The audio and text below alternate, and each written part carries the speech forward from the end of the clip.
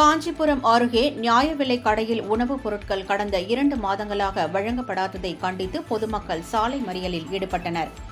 காஞ்சிபுரம் மாவட்டம் விருச்சந்தாங்கல் மற்றும் காலூர் ஊராட்சிகளில் உள்ள நியாய விலைக் கடைகளில் கைரேகை மற்றும் விழிப்படலத்தை பதிவு செய்தால்தான் உணவுப் பொருட்கள் வழங்கப்படும் என அதிகாரிகள் தெரிவித்திருந்தனர்.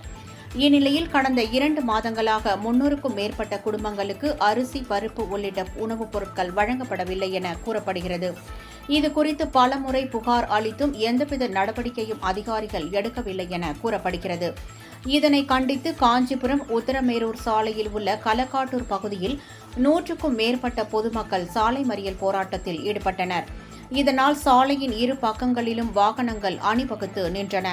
தகவல் கிடைத்ததும் விரைந்து வந்த போலீசார் பொதுமக்களை சமாதானப்படுத்தி உணவுப் பொருட்கள் உடனடியாக வழங்க நடவடிக்கை எடுக்கப்படும் என்று உறுதியளித்தனர். இதை ஏற்று மறியல் போராட்டத்தை விலக்கிக் கொண்டு அனைவரும் கலைந்து சென்றனர். இதனால் அப்பகுதியில் சுமார் 1 மணி நேரம் போக்குவரத்து பாதிக்கப்பட்டது.